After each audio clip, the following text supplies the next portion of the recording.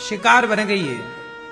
आपको पता है अंग्रेज लोग बिल्ली का रास्ता काटना शुभ मानते हैं और हम लोग बिल्ली का रास्ता काटना अशुभ मानते हैं। सच्चाई तो ये है, ना ये शुभ है ना ये अशुभ है।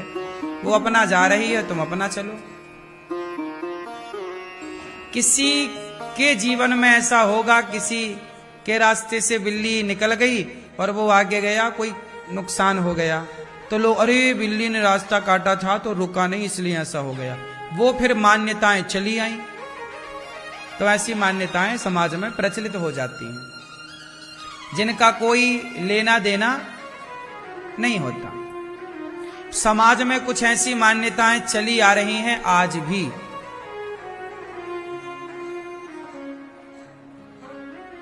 वो मान्यताएं, बहुत सारी मान्यताएं गलत हैं, आप मान रहे हैं। पर जैसे एक मान्यता है कि एकादशी के दिन कोई मर जाए या राम नवमी के दिन लोग मर जाएं, तो आप लोग राम नवमी करना छोड़ देते हैं।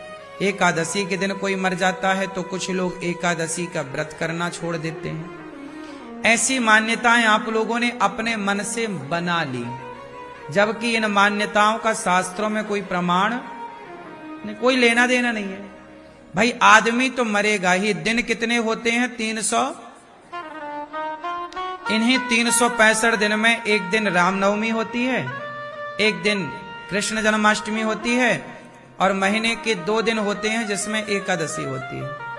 अब आपके परिवार में कितने लोग हैं? आपके पिता के पिता के पिता के पिता,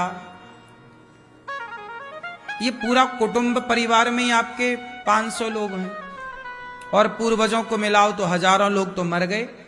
आपके पूर्वज हजारों लोग मर गए। तो भाई वो मरे हैं तो किसी ना किसी दिन, किसी ना किसी तिथि में ही तो मरेंगे, हाँ या ना? तो मरने का तो निश्चित है, मरना ही पड़ेगा। कोई मर जाता है तो जिस दिन एकादशी के दिन कोई मरा तो उस एकादशी को आप उत्सव के रूप में ना मनाएं, सामान्य पालन कर लें। तो ये कहा गया भाई आज एकादशी का हमारे घर में रोज उत्सव होता था, लेकिन आज किसी की परिवार में मृत्यु हो गई, चलो भाई दुख का व्रत है, सामान्य तरीके से कर लो, उत्सव ना मनाओ। तो उत्सव मनाने का मना किया था, एकादशी करने का मना नहीं किया था। फिर अगली एकादशी आई तो बोले आप अरे फलाने मर गए थे, अब एकादशी नहीं करेंगे। क्यों? फलाने मरे थे तो क्या आपने खाना छोड़ा था? निंदा करनी छोड़ी थी? चुगली करनी छोड़ी थी? गलत काम एक भी नहीं छोड़ा, तो व्रत करना काहे छोड़ दिया? भगवान का तुम भजन ही तो कर रहे थे, गलत क्या कर रहे थे? अच्छे काम ही लोग छोड़ते हैं, बुरे काम नहीं छोड़ते। ये मान्यताएं गलत हैं। क्या है ये मान्यताएं? गलत मान्यताएं हैं। इन मान्यताओं को आप बड़े प्रेम से त्याग सकते हैं। कोई मर गया है, ठीक है, इस बात का दुख है, लेकिन ईश्वर से क्या लेना देना है? ईश्वर का व्रत, ईश्वर की तो ये फसल है, खेती है। ईश्वर के जीवन में, ईश्वर के तो गोद में मृत्यु और जीवन है। मृत्यु किसकी है? मृत्यु कौन है? यमराज की बेटी मृत्यु है। तो मृत्यु भगवान से ही तो प्रकट भई, जन्म ईश्वर से ही तो प्रकट हुआ, पाप ईश्वर से ही प्रकट हुआ, पुण्य ईश्वर से ही प्रकट हुआ। सब ईश्वर की संतान है, अच्छाई बुराई। एक सवाल आपसे हो सकता है यहां कि भगवान ने पाप क्यों बनाया, बुराई क्यों बनाई? क्या आप बता सकते हैं कि झूठ क्यों बनाया गया, पाप क्यों बनाया गया? आपको पता है पाप कहां से पैदा हुआ है? भगवान के हृदय से धर्म पैदा हुआ है, पुण्य, और भगवान की पीठ से पाप पैदा हुआ है। दोनों भगवान की संतान है, पाप और पुण्य। तो पाप को गलत क्यों मानते हैं जब ईश्वर का ही बच्चा है? पुण्य को सही क्यों मानते हैं? ये भी ईश्वर का बच्चा है। अब देखो सवाल ये खड़ा हुआ कि ईश्वर ने पाप बनाया ही क्यों? ईश्वर ने दुख को बनाया ही क्यों? क्यों बनाए दुख? सुख ही सुख बनाते, पुण्य ही पुण्य बनाते, पाप बनाते ना तो कोई पाप ही ना करता। सिंपल बात थी। झूठ बनाते ही ना तो झूठ कोई ना बोलता। अच्छा एक बात बताओ, यदि पाप ना होता तो क्या पुण्य की कदर होती? झूठ ना होता तो क्या सच की कदर होती? सोचो कि दिन ही दिन होता, रात ना होती। सोचो, इमेजिन करो कि दिन ही दिन होता, रात ना होती। तो रात ना होती तो दिन की कोई कदर होती? बोलो। दिन की कदर हो, दिन की कीमत बढ़े, इसलिए रात बनी। रात की कीमत बढ़े इसलिए दिन बना है। क्यों? बात सही है। जरा एक बात बताओ, यदि दुख ना होता, उदाहरण समझिएगा, यदि दुख ना होता तो क्या सुख की कोई वैल्यू होती? क्यों भैया, टोपा वाले भैया? यदि सुख ही सुख होता, दुख होता ही ना, तो सुख का अर्थ क्या होता फिर? अरे दुख है तो सुख का मतलब है, अर्थ है। हानि ना होती तो लाभ का मजा क्या होता? रोग ना होता तो निरोगी का आनंद क्या होता? क्यों? ये पहलू है। पुण्य ना होता, पाप ना होता तो पुण्य का कोई महत्व नहीं होता। बात सही है। जब आप पाप को देखते हैं और पुण्य को देखते हैं, तब आपको पुण्य में मन लगता है कि यार ये पाप है, ये गलत है, ये सही है ना? पाप ना होता तो पुण्य का कोई अर्थ ना होता। झूठ ना होता तो सच की कीमत अभिमान में चढ़ गया था। पैसा ज्यादा था, लोग नचनियों को बुला के नचवाते थे, मुंह में पैसा दबा के उससे खड़े होते थे तो वो ले लेती थी। तो ये पैसे का दुरुपयोग था। जब पैसे का तुमने दुरुपयोग किया, राजा महाराजाओं ने पैसे का दुरुपयोग किया, क्या क्या नहीं अत्याचार हुए पैसे से। जब अति हुई तो अंत भी हुआ। वो सोने की चिड़िया उड़ करके फुर्र से चली गई। क्यों उड़ गई भैया तुम्हारे देश से चिड़िया? क्योंकि तुमने पैसे का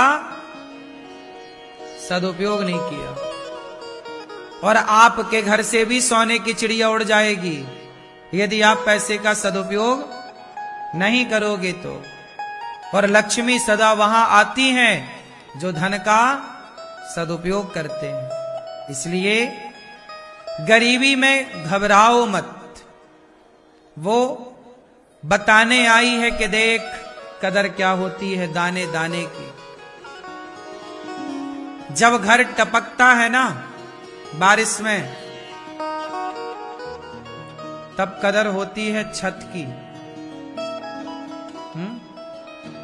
सर्दी लगती है तो कंबल और रजाई की कदर होती, वरना गर्मी में तो लात खाते कंबल रजाई घूमते हैं। बोलो हां। गर्मी है तो रजाई कंबल की क्या वैल्यू है, लेकिन सर्दी आई तो लोग उसी को निकाल के रखते हैं। बोलो हां। फिर बैलेंस है, गर्मी है तो सर्दी है, अमीरी है तो लोग कहते ना हम गरीबी मिटाएंगे। मिटाना अच्छा है, आप मेहनत करेंगे, आप सफल बनेंगे तो गरीबी मिटेगी। लेकिन मैं आपसे एक बात कहूं कि आप गरीबों के पास जरूर बैठा करो, उनकी बातें जरूर सुना करो, उनके बच्चों को जरूर कुछ ना कुछ मदद किया करो। इससे क्या होगा? जन्मदिन मनाना है बच्चों को तो फुटपाथ पर चले जाओ, किलो 2 किलो रबड़ी ले लो, लड्डू बना लो बढ़िया, लड्डू बना के घर से ले जाओ, अपने बेटे के हाथ से गरीब फुटपाथ के बच्चों को अपने हाथ से दो।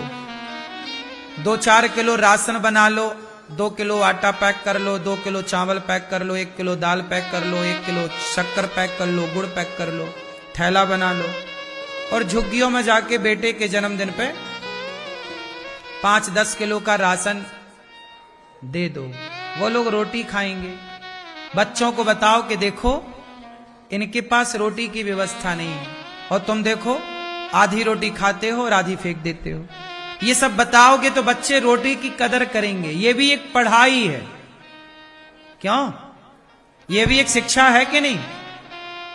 रोटी की कदर कैसे करेंगे बच्चे फिर? आज लोग आते हैं, एक रोटी की भूख होती है, 2 रोटी लेते हैं, एक खाई एक फेंक दी।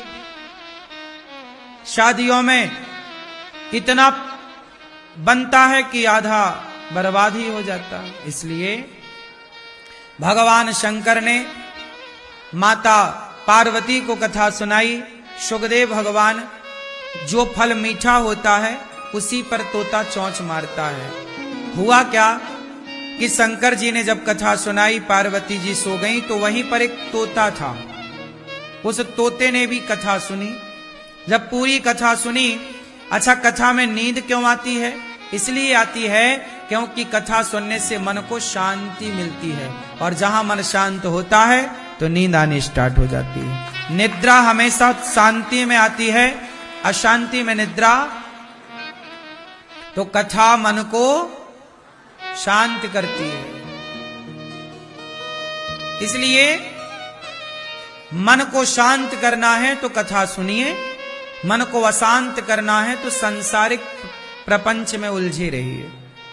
शंकर जी ने कथा सुनाई, पार्वती जी सो गईं, तोते ने हुंका दिया, तोते ने कथा सुनी। शंकर जी ने जयकारा लगाई, बोलिए कृष्ण कन्हैया लाल की। पार्वती मैया की नींद खुली, कहा भोलेनाथ आगे क्या हुआ? शंकर जी बोले कथा तो पूरी हो गई। आप कहाँ थी? बोले हम सो गई थी। शंकर जी बोले जब आप सोई तो हुंका तो हमें बराबर मिला। शंकर जी ने देखा वहां एक तोती ने अपने अंडे रखे थे। अभी 1-2 दिन पहले ही अंडे से एक तोता निकला, छोटा नन्हा बच्चा था। उसने तोते ने कथा सुनी और वही तोता माता पार्वती की आवाज से हुंका देता गया, क्योंकि तोते को समझ आ गई कि हुंका बंद होगा तो शंकर जी कथा सुनाना। 7 दिन की कथा पूरी हुई, तोते में थोड़ी जान आई। शंकर जी ने कहा भाई चोरी से मेरी कथा किसी ने सुन ली। कहां है चोर? चारों ओर देखा तो कोई नजर नहीं, पर तोता। शंकर जी को क्रोध आया, इस तोते ने मेरी कथा चोरी से सुनी। और सच्ची बात यह है, शंकर जी गुस्सा तो दिखावे में कर रहे हैं। कथा पार्वती को नहीं, उस तोते को ही सुनवानी थी। त्रिशूल लेकर के दौड़े शंकर जी तोते को मारने के लिए कि चोरी से सुनी है। तोता उड़ा तो वो बद्रीनाथ पहुंचा। वहां वेद व्यास जी की पत्नी सरस्वती नदी के तट पर बैठी बाल सुलझा रही थी, केस सवार रही थी। उन्हें जम्हाई आई और तोता छोटा सा तो था ही, मुंह के द्वार से गर्भ में जाकर बैठ गया और वह मां के गर्भ में 12 वर्षों तक रहा। शंकर जी आए, देवी हमारा चोर यहां आया है, निकालो। क्या चुरा ली? कथा चुरा ली। अरे महाराज अब वो मरेगा थोड़ी, अमर कथा सुन ली तो वो तो अमर हो गया। शंकर जी पार्वती जी को लेकर कैलाश चले गए। वेद व्यास जी के पत्नी के गर्भ में 12 साल तक रहा। वेद व्यास जी पत्नी को रोज कथाएं सुनाएं, रोज सत्संग कराएं, तो वो बच्चा सुनता रहा।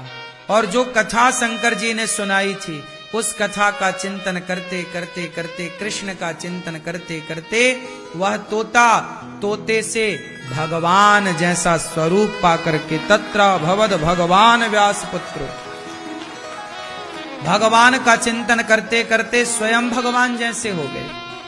और सुखदेव जी जब बाहर आए, उन्हीं सुखदेव जी ने राजा परीक्षित जी को भागवत सुनाई।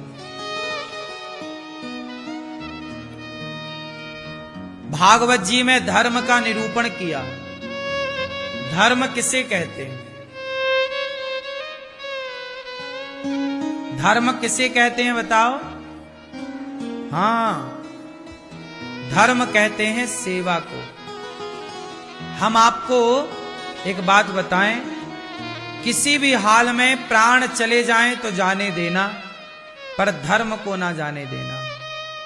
जो व्यक्ति प्राणों की रक्षा करता है वो नरक जाता है, जो धर्म की रक्षा करता है वो भगवान के धाम जाता है।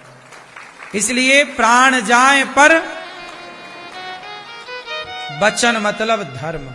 ने धर्म का ही तो पालन नहीं किया, इसलिए ना पुतले जलाए जाते हैं। और राम ने धर्म का पालन किया, इसलिए प्राण जाएंगे तो जाएंगे, प्राण तो जाने ही है। कौन सा तुम अमर कौआ खा के आए हो, मरोगे। प्राण तो जाएंगे भैया, प्राण जाएंगे तो आएंगे, फिर जन्म हो सकता है, पर धर्म जाएगा तो हर जन्म के लिए। आप नहीं जानते, आप तो एक जन्म की जानते हो, लेकिन ईश्वर तो जन्म जन्म की जान रहे हैं। वो ये जानते हैं कि आपने किस जन्म में किस धर्म का पालन किया था और किस जन्म में धर्म का पालन नहीं किया। इसलिए धर्म का पालन जरूर करना चाहिए। क्यों मैया? स्त्री का धर्म है पति के सिवा किसी को ना देखे पर गलत नजर से। पुरुष का धर्म भी यही, पराई औरत को ना देखे।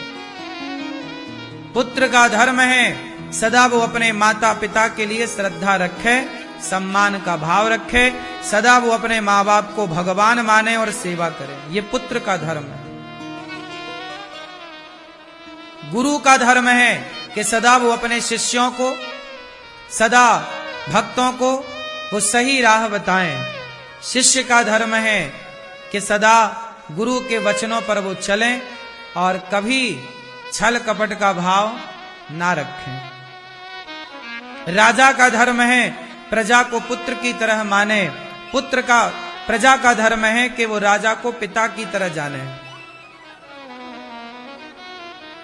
माता का धर्म है कि वो अपने बच्चे को पढ़ा लिखा करके योग्य संस्कार दे करके योग्य बनाए।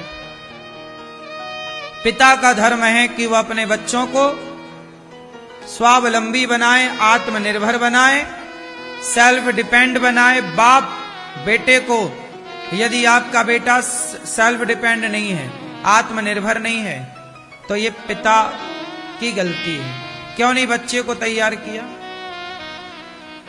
कुछ संस्कार माँ देती है बच्चों को, कुछ संस्कार पिता देता है बच्चों को, और कुछ संस्कार गुरु देते हैं। इसलिए बच्चों को माँ भी मिलनी चाहिए, पिता भी मिलना चाहिए और गुरु भी सही वक्त पर मिलना चाहिए। तीनों सही टाइम पर जिम्मेदारी से अपना अपना काम करेंगे तो कोई भी बच्चा कभी बिगड़ नहीं सकता। बच्चे बिगड़ते हैं तो या माँ लापरवाह हुई होगी या पिता लापरवाह हुआ होगा और माँ बाप ने उन्हें गुरु तक नहीं पहुंचाया होगा, इसलिए बच्चे बिगड़ गए। तो पिता का धर्म, पुत्र का धर्म, माता का धर्म, स्त्री का धर्म, पुरुष का धर्म, सबका अपना अपना धर्म है। अतिथि का धर्म अलग है, मेहमान का धर्म अलग है, गृहस्थी का धर्म अलग है। आप कितने लोग गृहस्थ हैं? जो गृहस्थ आश्रम में है वो हाथ उठाएं। कितने लोग गृहस्थ हैं? ए मैया, गृहस्थ हो मेरी माँ? नहीं हो। मैया को पता ही नहीं गृहस्थ क्या होता। महाराज पहले समझाओ। गृहस्थ आप जिनका विवाह हो चुका है, मतलब आप सब गृहस्थ हैं। जिनका विवाह हो गया है वो सब गृहस्थ हैं। जिनका विवाह नहीं हुआ वो ब्रह्मचारी हैं। लड़का लड़की जिनका ब्याह नहीं हुआ वो सब कौन है? ब्रह्मचारी है। जिनका ब्याह हो गया वो सब गृहस्थ हैं। हाँ या ना? तो गृहस्थ का धर्म क्या है? ये बात जो मैं कहूंगा वो केवल गृहस्थों के लिए है। तो ब्रह्मचारी लोग भी ध्यान से सुने, क्योंकि बाद में आपका भी विवाह होगा, आप भी गृहस्थ में जाएंगे। गृहस्थ का धर्म है कि कभी भी आपके दरवाजे से, आपके द्वार से कभी कोई भक्त, कोई साधु, कभी भूखा प्यासा, कोई आपके द्वार से भूखा प्यासा ना चला जाए। सबको पेट भर भोजन देना ये गृहस्थ का धर्म है। यदि जागो, एक लोटा जल चढ़ाओ, सूर्य भगवान को जल दान करो, ये धर्म है गृहस्थ का। नहा धोकर भगवान की पूजा करो। क्यों करना चाहिए ईश्वर की पूजा? चलो सारे गृहस्थ बताएंगे भगवान की पूजा क्यों करनी चाहिए। ये मैया बताएंगी, पीली मैया, बोलो हैं? हाँ, भगवान की पूजा क्यों करनी चाहिए? हाँ, आपके पास क्या है? वो क्या है जो सबसे अनमोल है? आपके पास है ऑलरेडी, सबके पास। वो क्या है? हाँ, क्या क्या है वो आपके पास जो आपके पास है और सबसे अनमोल है? वो है आपका वर्तमान। वो क्या है? आपका प्रेजेंट। आपका वर्तमान मतलब आपके पास समय है, अभी भी समय है। अभी जिसकी आखिरी सांस चल रही है उसका समय खत्म। सॉरी कहना चाहते हैं लेकिन तब तक समय जा चुका होता है। एक कहावत है इसके लिए, का बरसा जब कृषि सुखानी, पानी बरसा पर कब? जब फसल सूख गई। तो फसल के सूख जाने के बाद क्या पानी का बरसना कोई महत्व रखता है? उसी तरह आपकी पत्नी मर गई, आपने जीते जी कभी ना उसकी ओर प्यार से देखा, ना कभी उसे सॉरी कहा। सदा वो आपको सॉरी सॉरी सॉरी सॉरी कहती गई। कभी तो आपने भी गलती की होगी ना, कभी ना कभी तो आप भी गलत थे, लेकिन उम्मीद करते थे कि तुम ही सॉरी कहो। कभी तो कह देते तो कम से कम वो शांति से मर जाती, लेकिन अब मर गई। आप सॉरी कैसे बोल पाओगे? इसलिए एक छोटी सी बात मैं आज पहली बार आपसे कर रहा हूं। रात को सोने के पहले सबको ना एक बार सॉरी जरूर कहिएगा। देखो मैं कथा सुनाता हूं आपको। मैं इन 3 घंटों में पता नहीं कौन सी ऐसी बात कह दूं जो आपको बुरी लग जाए।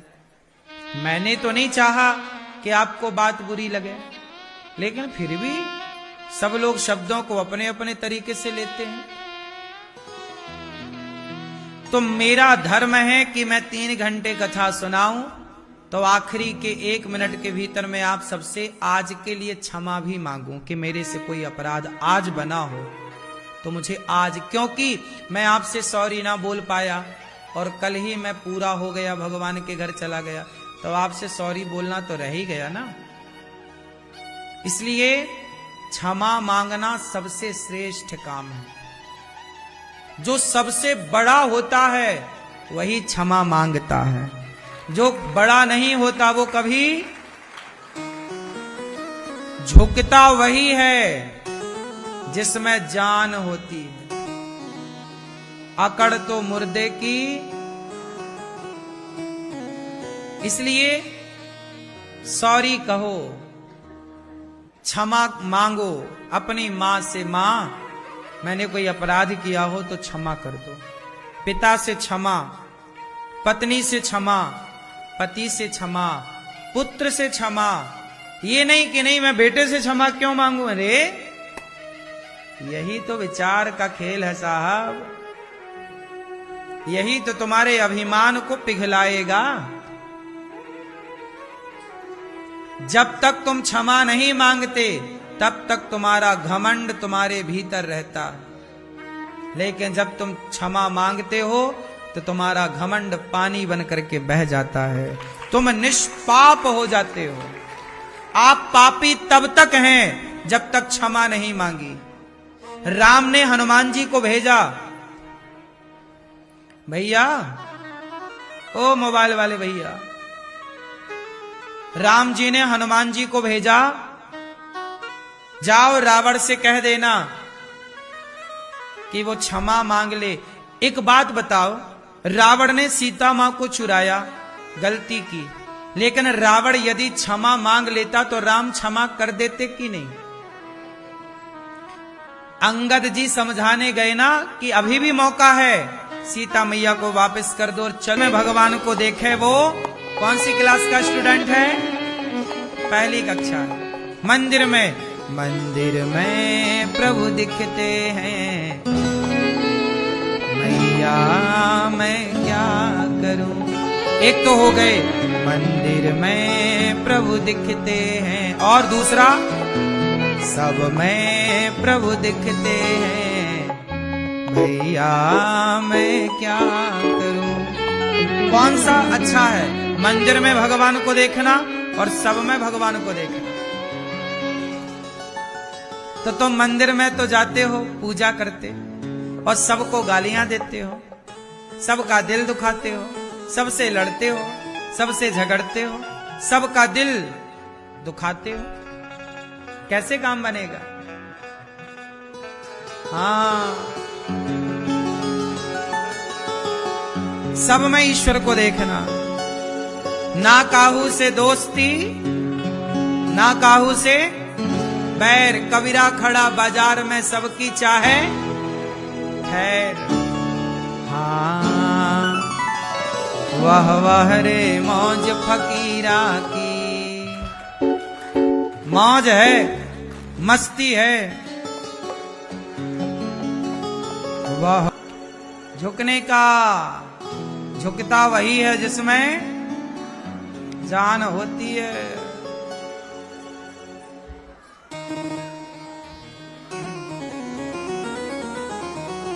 तो आपको हम झुकना सिखा रहे हैं अपने मां के चरणों में, हम आपको झुकना सिखा रहे हैं पिता के चरणों में, हम आपको झुकना सिखा रहे हैं भगवान के चरणों में। और बॉलीवुड कहता झुकेगा नहीं साला।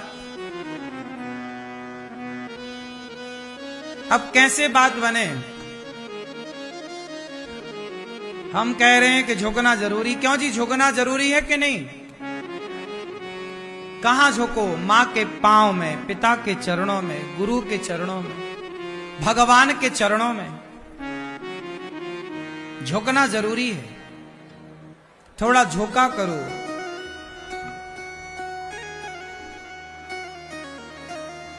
भगवान से यदि दुर्योधन कह देता कि अच्छा 5 गांव ले लो, थोड़ा झुक जाता ना दुर्योधन। लेकिन दुर्योधन इतना अभिमानी था कि उसने अपने अभिमान के चक्कर में सर्वनाश कर लिया। झुकेगा नहीं, इस चक्कर में क्या हो गया? दुर्योधन का क्या हो गया? रावण झुकेगा नहीं, इसके चक्कर में क्या हो गया? हाँ, इसलिए मेरी मां, झुकेगा नहीं के चक्कर में ना रह जाना, झुकना जरूरी होता है। हनुमान जी लंका गए तो हनुमान जी तो परम बुद्धिमान है, पर लंका गए तो छोटे ही से बन के गए, समझ गए कि यहां बड़े बनने से काम ना होगा। यहां तो कहां बड़ा बने कहां छोटा बने ये भी तो समझ हो, कहां झुकें और कहां ना झुकें ये भी तो समझ हो। जहां झुकने से काम हो जाए वहां झुक जाना चाहिए। क्यों? फिर हनुमान जी लंका गए, उनको लगा कि भाई छोटे बन के जाओ, छोटे से बन के गए। मसक समान रूप कपिधरी, अति लघु रूप पवन सुतलीना, छोटे से। इसलिए आपने देखा होगा ये दास अनिरुद्ध को, हमसे कोई भी विवाद करने आता है हम उससे क्षमा मांग लेते, भैया हमें क्षमा करो। हम विवाद नहीं करते। हमारी बात कोई बुरी लग जाती हम तुरंत क्षमा वाली वीडियो जारी कर देते हैं, भाई बुरा लगा तो क्षमा। कुत्तों से कौन मुंह चलाए बता? सब बात सही है। समझदार उलझता नहीं है, जो उलझ गया वो समझदार नहीं है। इसलिए भैया क्षमा करो, यदि हमने कोई गलती की तो क्षमा करो। कहां तुमसे मुंह मारते फिरेंगे? तुम तो बैठे ही हो लड़ने, तुम्हारे दूसरा काम कहां है सिवाय लड़ने के? हमारे पास तो 1000 काम, हम तुमसे लड़ेंगे तो काम कब करेंगे? तुम्हारे पास तो कोई काम नहीं है सिवाय लड़ने के, तो लड़ो। तो हम थोड़ी फुर्सत है तुम्हारी तरह के लड़ने बैठे, इसलिए क्षमा मांगो, किनारे हो जाओ। क्यों जी, बात सही है कि गलत है? हाँ,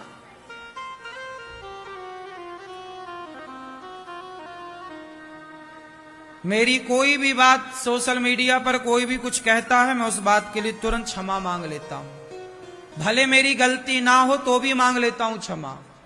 सिंपल है ना भाई। ये बताओ, इनसे लड़े कौन?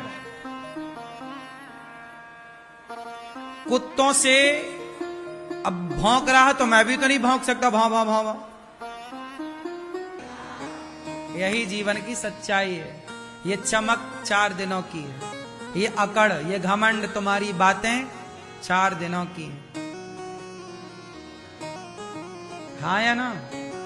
फिर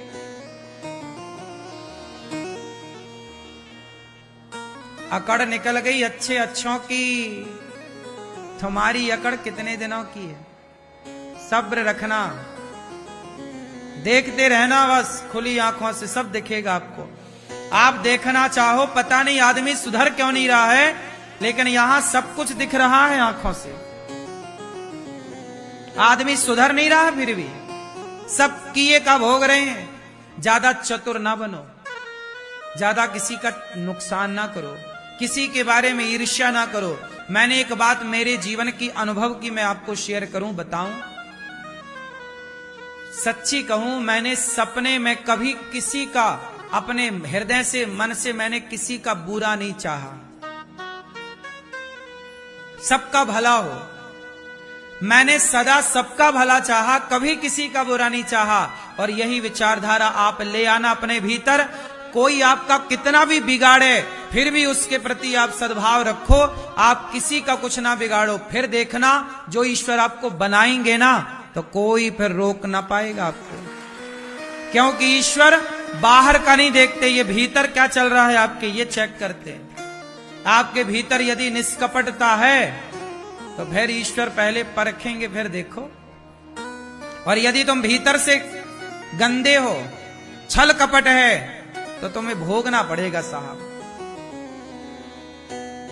कई लोग ना दूसरों का नुकसान करते रहते हैं, उलझाते रहते, भाई भाई को लड़ा देते हैं कुछ लोग। हाँ या ना? भाई भाई में जहर घोल देते हैं। भाई, लोगों को जरा मौका मिल जाए, लोगों को पता चल जाए कि जरा हमारी तुम्हारी खटपट हो गई है, फिर तीसरा जो एंट्री मारता है ना। ये बात सही है कि गलत है?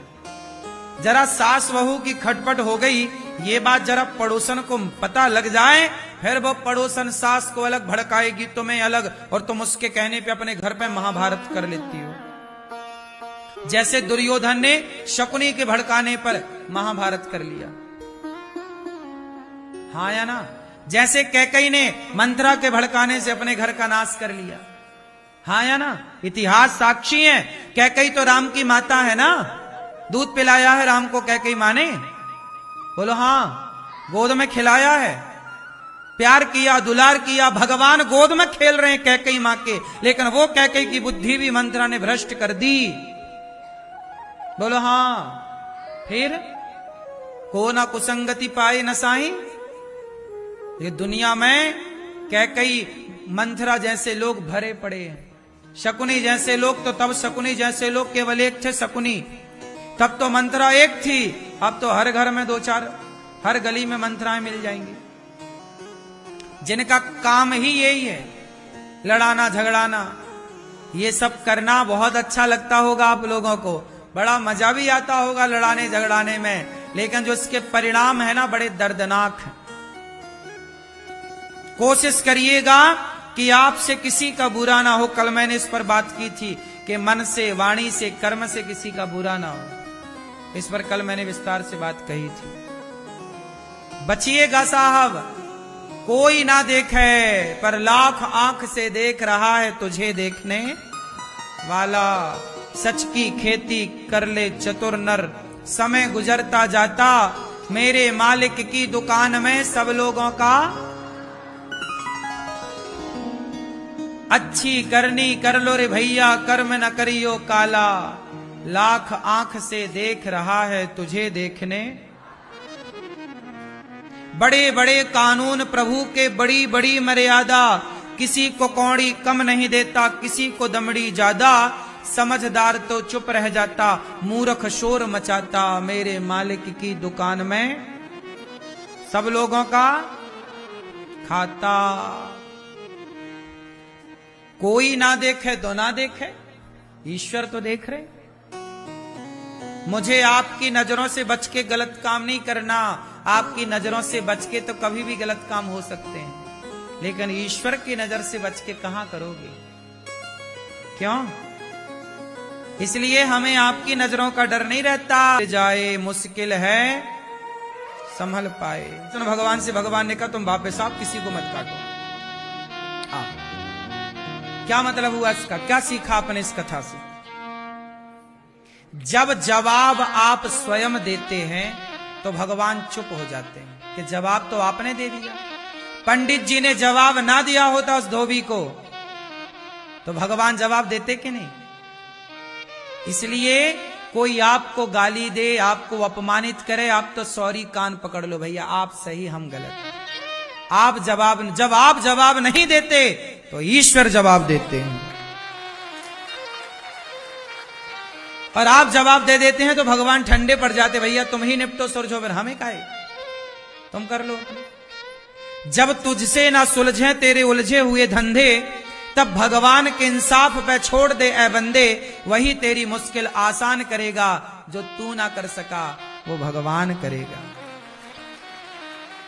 जो आपसे नहीं होता ना वही भगवान करते हैं। इसलिए जवाब मत दो। क्यों मेरी मां? जवाब ना देना चाहिए। मैं केवल सुना नहीं रहा हूं कथाएं, मैं इन सब पे अमल भी करता हूं। इसलिए तुरंत एक वीडियो बना के डाल देता हूं। सॉरी शक्तिमान, कोई भी बात हुई, हाँ, क्षमा बहुत बड़ा हथियार है। ये क्षमा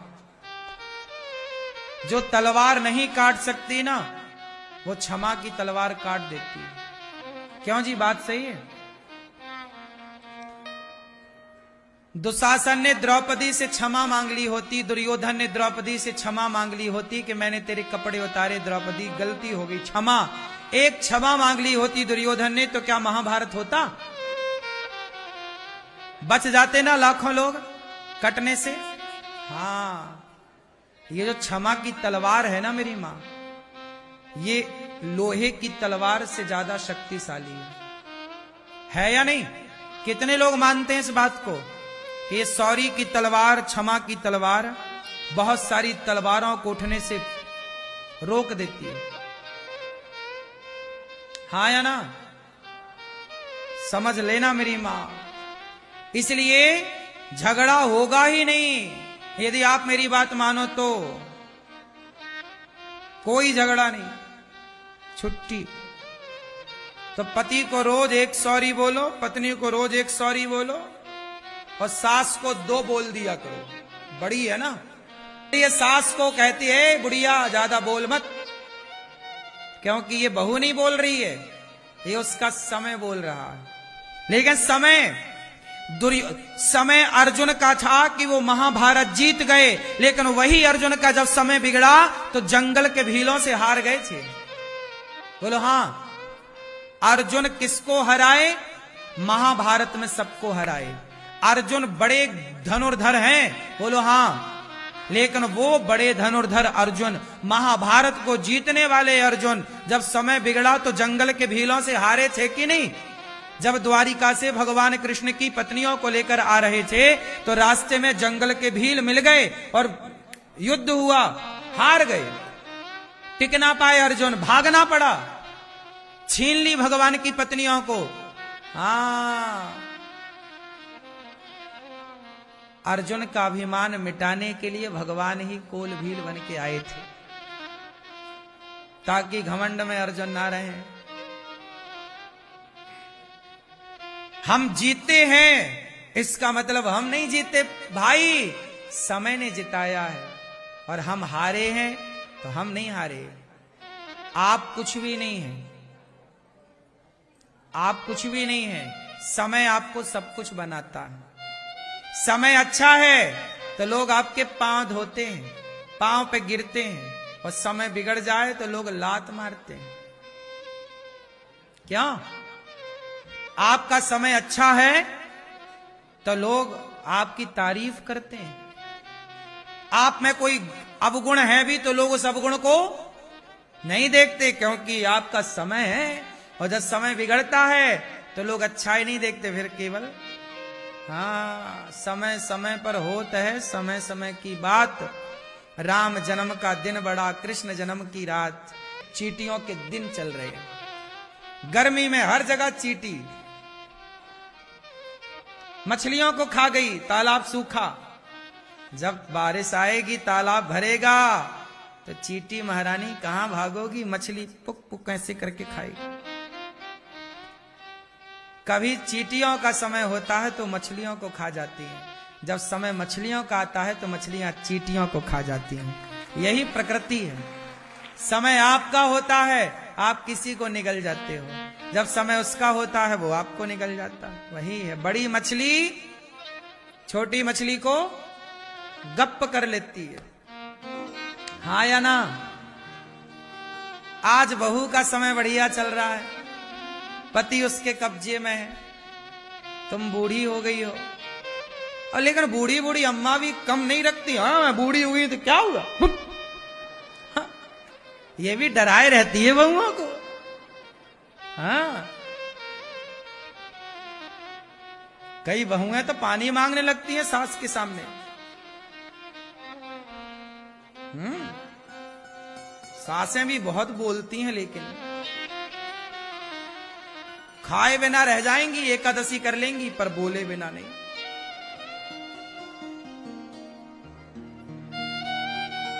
इसलिए मैं सारी समस्याओं का एक समाधान दे रहा हूं। सास बोलेगी कितने सॉरी, बोलो मैया, और बहू बोलेगी कितने सॉरी, 2। मैया, बहू है कहां है,